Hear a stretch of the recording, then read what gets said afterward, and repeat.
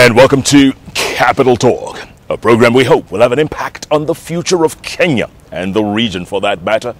Now more than ever, I'm K24 Eng. And now if you've been watching The Bench this week, you know the theme. Yes, we are at war next door. And I tell you, many of us think it's a great thing. Yes, we need to go in, do what we need to do, come out. But we also need to know why we're there. Why the timing? Why now? It's been 20 years since Somalia broke down in 1991, and it's been what many experts call a failed state for that time. But in 2004, TFG was set up a transitional federal government thanks to some talks here in Kenya. And I tell you, it's been a rough road. Up until now, it's still in transition. We've been given another year extension to August 2012. The TFG is the one that invited Kenya to help root out Al-Shabaab. It's a complicated war, folks. Any way you look at it, the players in there, despite the fact that Somali's one ethnic group, one tribe, it's complicated and it's going to be tough. Taking Kismayo wouldn't be that easy. My guest today will attest to that.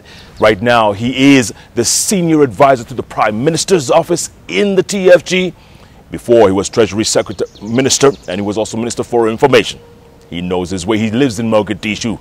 He's just in and out of Kenya every now and then. But he knows the terrain more than just about anyone. Folks, let's get the nitty-gritty of this war with Somalia. Senior advisor to Prime Minister Abdirahman Omar Osman. My brother, good to see you, man. Good to see you. Thank you very much for having me, Jeff. Thank you for coming, because I tell you, this it's a complicated situation. Any way you look at it, isn't it? It is very complicated, but it's worth for the cause. Now we are facing a global problem for extremism, piracy, and lawlessness, chaos, and famine. So all those are a global problem, and we need global solution. And in particular, Al-Shabaab, unless we eliminate the threat posed by them, it will be difficult for Somalia and in the region and the world at large to be safer. So we are in a war with a good cause. Yeah, but okay, so people will ask, why now? Why now is the big question that a lot of people, I'm asking, but I'm not getting any answers. I think the war started a long time ago in Mogadishu, and Al-Shabaab have been there for the last 3 years. And if you're talking about the Kenyan troops entering into Somalia for the last couple of weeks, I think that is something that both governments made an agreement. So diplomacy has worked. But before entering into Somalia, I think there have been poor planning. We need to be frank on this, and the objectives were not clear. There were no exit strategy. But now, our Prime Minister and the Prime Minister of Kenya have worked, and they have signed an agreement where we believe if we stick to the agreement and for those clear objectives and for the exit strategy, what we are looking is a win-win situation. For Kenyans to win the war, and for Somalis to regain peace and stability, and to not allow clan militias and warlords to re-emerge. We don't want Kenyan troops to be prolonged, where they could be stay there longer than necessary and involve Somali politics. That's what we don't want to. Okay, Abdirahman, you mentioned that both governments were in agreement, but a few weeks ago we heard your president saying Kenyan troops are not welcome in Somalia after we had already crossed the border. Was that a misunderstanding, you think? I think there's a little bit of a misunderstanding, and also the media, the way they put it, it was out of context. But the president was raising concern of the public. Yes, I think, as I said before, the war could have been planned better with the consultation of our government and Kenyan government, but that didn't happen at the beginning. But luckily, the diplomacy worked in Kenya and Somalia never had any problem. We have peacefulness, and there were no issues. So our people are very grateful for the Kenyan operation, but they worry about the future, what is going to happen. And as you know, our neighbors such as Ethiopia and Somalia, there have been wars in between, and there have been animosity in between. But Kenya and Somalia never had an issue, and we believe that this operation provided the clear objectives for Somalis. What we want?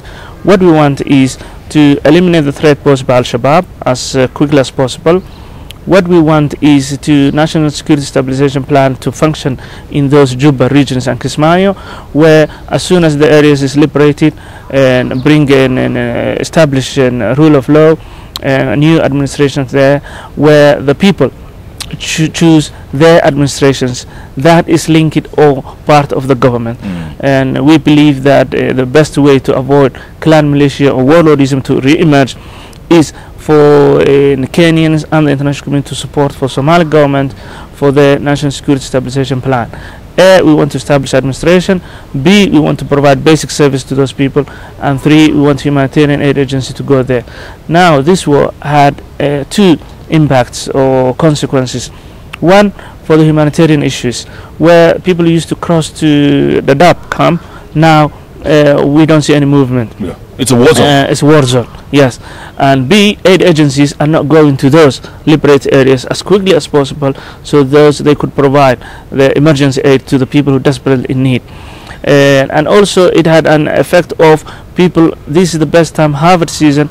The people are supposed to be planting, and if this season people do not plant, then the famine is going to get worse and worse for the years to come. Yeah.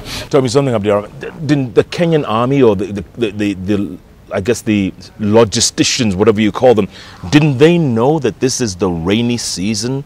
And you know, that's the other reason I come back to why now. It looks like we were rushing to get into Somalia, and now we're bogged down, whether it's in logistics or whether, you know, we should have let the Somalis harvest at least one season.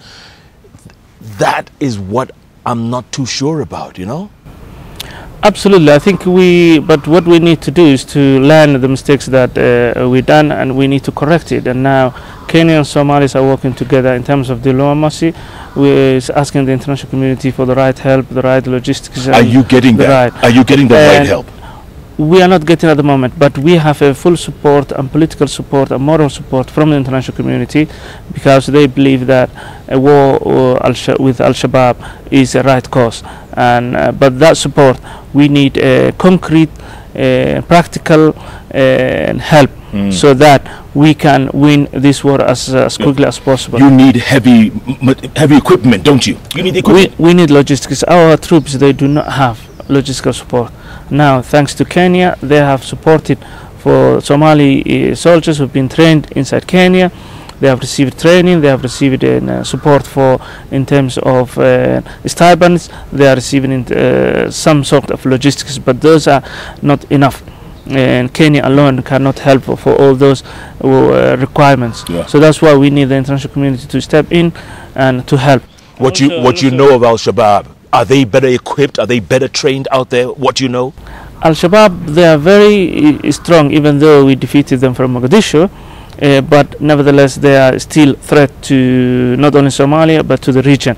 In terms of the logistics, in terms of the discipline they have, they brainwash, they recruit young people, telling them it's worth to die, to jihadism.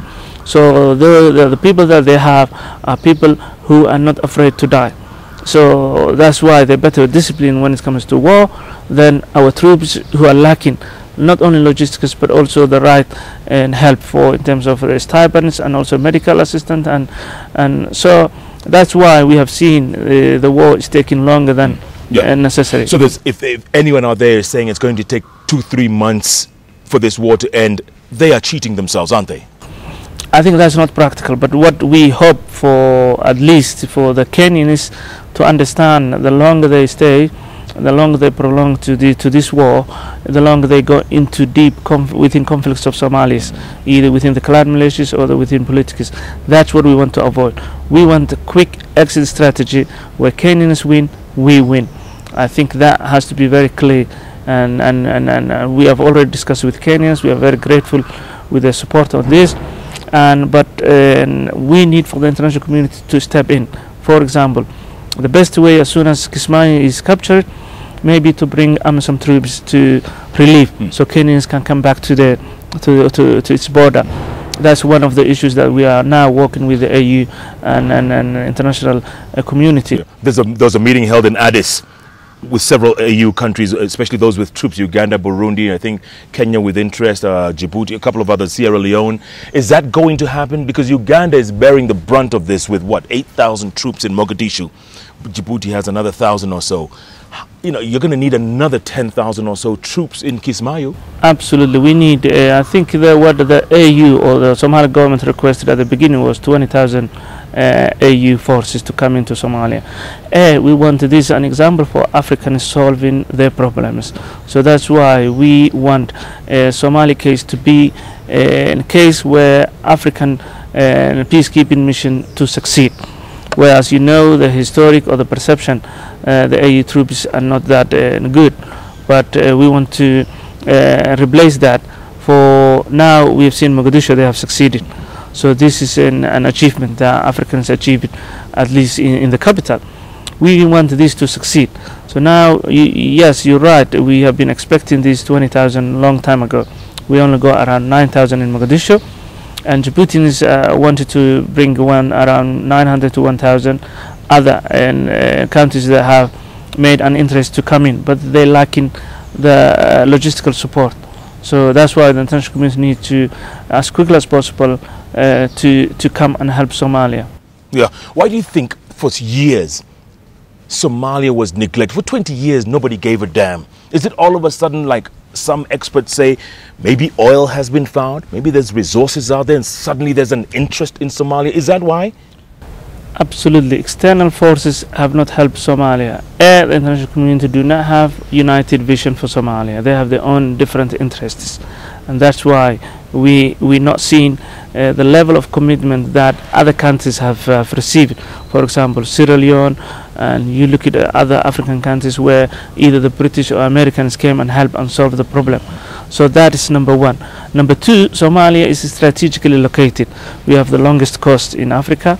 And we have mineral resources as well as oil and other not to be found, but it is there, potential. And that's why oil companies and international community and some countries have looked in their own interests. And that's why we've never seen any real concrete evidence for international community to come in united in Somali cause and solving. Yeah. Are you worried, Abdirahman? Are you worried that this famine is going to get a lot worse? It's going to get a lot worse now that the aid agencies can't go in, fleeing Somalis can't come out. It's a war zone. That's going to... Already experts were saying the famine will be devastating. Now it's going to be biblical. I think you're right, and the famine, as you know, has been the United Nations that declared for 6 regions in Somalia famine. Once they declare, you know, the situation is the worst that you can imagine. 4 million of Somalis are on the verge of a need of immediate, urgent aid, food aid, and 750,000 is about to die within the next few months if they do not receive the right help. That is how bad is the situation. This I'm talking about before Kenyan troops entered to Somalia. Now that exacerbated by the war in the Juba regions, and that will have a dire effect. That's why we need Kenya and Somalia and in the region and to ensure that aid agencies go to those liberated areas as quickly as possible to provide basic services to those people. And the people need to see there's a difference between under Shabab and under the TFG control. And unless we get the right help at the right time, I'm afraid the famine is going to get worse. Absolutely. Abdirahman, I want to talk more about that after the break because that's important. Also, the bad boy of the East, Eritrea. What is their role in this? How come they want to suddenly jump in this war? I mean, what is the deal with that? At the end of the day, can this TFG turn this country around? Because you guys have gotten a bad rap for the longest time. It seems, you know, you probably regret leaving London all those years, man. But first, let's take a break.